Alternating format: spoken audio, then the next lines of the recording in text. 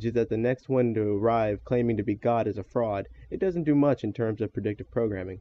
But with Masonic and Illuminist symbolism unconcealed, it has hidden in plain sight written all over it.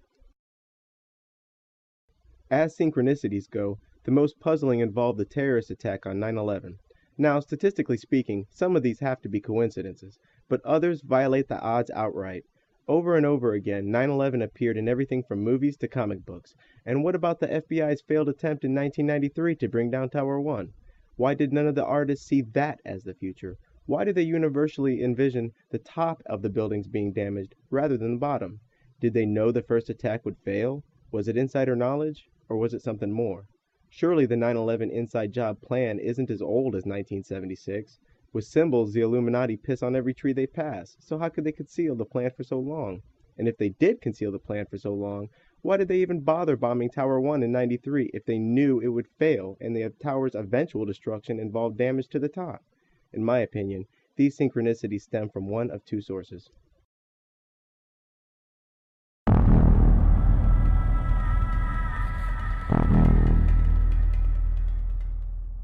Hello, ladies and gentlemen. I'm so glad that you could join us today for this Wednesday, July 25th, 2001 broadcast. And I'm going to put the call out that you call the White House and tell them, look, we've seen the news stories that you've wanted to blow things up, that you have blown things up, and that you're saying that 4 million of us are going to die and we need martial law and the Associated Press at one of your little drills you had.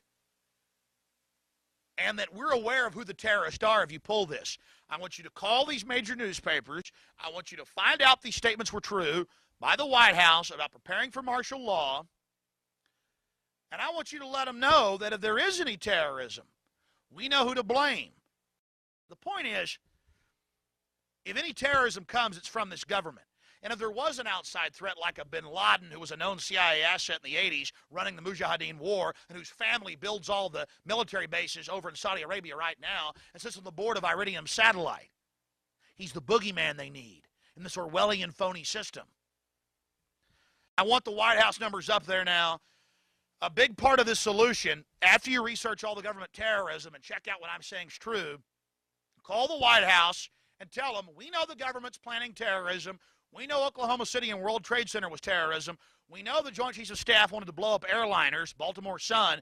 If you do it, we're going to blame you because we know who's up to it. Or if you let some terrorist group do it, like the World Trade Center, we know who to blame. And you could save the planet. Now, Alex Jones didn't have insider knowledge in the classical sense. He was just reading the trends.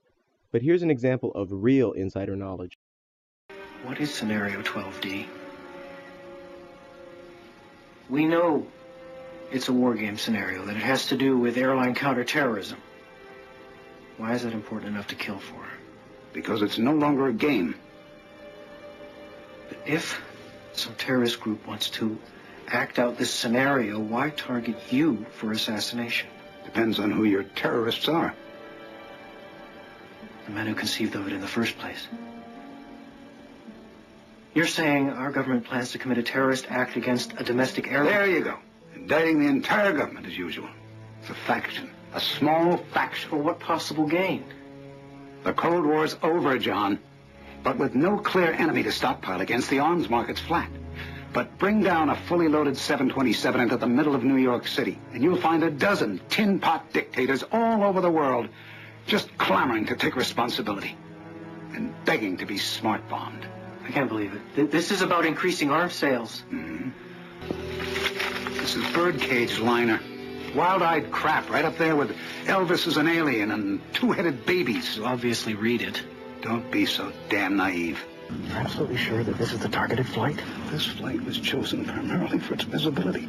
It's scheduled to pass over Manhattan on its way to Boston. You said they intend to bring us down in the middle of New York City? Buyers, your flight's going to make an unscheduled stop in exactly 22 minutes. The corner of Liberty and Washington, Lower Manhattan. The World Trade Center. I'm going to crash the plane into the World Trade Center. I'll tell the flight crew.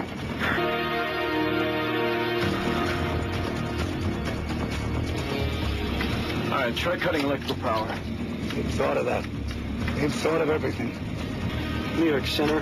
This is Atlantic National Flight 265 Heavy. We are declaring an emergency. We have 110 souls on board, 16,000 pounds of fuel.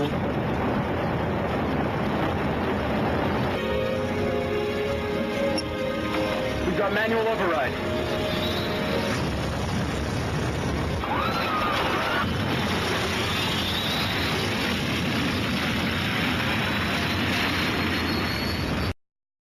The Lone Gunman ran in 2001. That's right. 2000. It was a mid-season replacement, so oh yeah, right, 2001. We shot in 2000, January 2001. We started airing.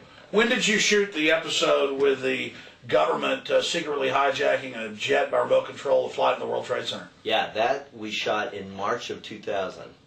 On the morning of September 11th, 2001, you see a plot from the TV show you were in, to some extent, coming true. Tell us in a nutshell what happened in that episode. There is a government plot where they take a computer and basically override all the pilot's control systems, and by remote control are going to fly it into the World Trade Center in the series to start a worldwide war on terror, on terrorists. So what do you think it is, or any ideas or feelings or thoughts on that?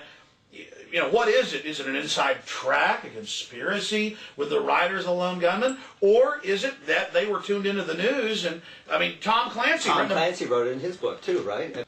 The interesting thing that I had heard, that this goes back before even Lionel Chetwin, that Chris Carter was at a cocktail party, and he felt very out of place, and apparently he was in a tuxedo way in the corner, and the psychic came over to him and said, whatever you're working on is going to make you a ton of money.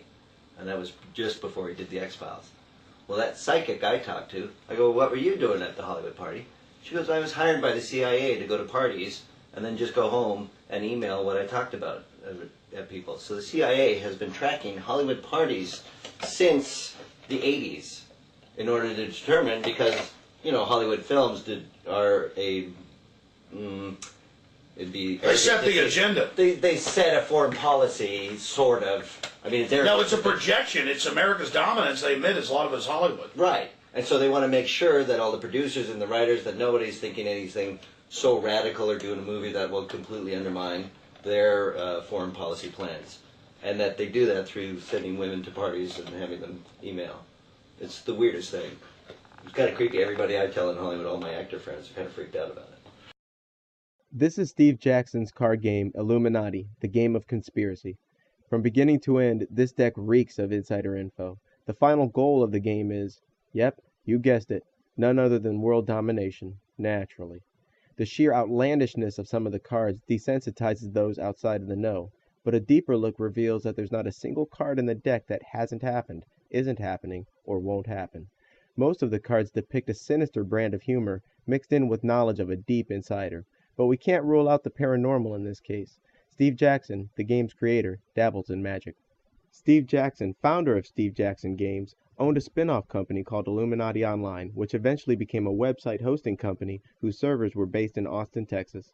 In 1990, the Secret Service raided Illuminati Online and ran off with their servers.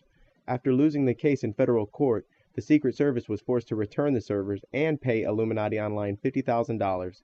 Then, in 1999, Wired magazine reports that a group of hackers broke into campaign website of then presidential hopeful George W. Bush, only to find out that George's website was hosted by none other than Steve Jackson's Illuminati Online. And while you try to contain your amazement, I'm going to analyze this guy's psychology. First, hosting your campaign website from Illuminati Online is completely unnecessary. Why not teddybears.com or praisejesus.org? It's not like other insiders need help identifying you. Your family has been calling for a New World Order since there was a New World Order. Just another example of them giving clues they needn't give. So, if not by insider info, then what's the other angle?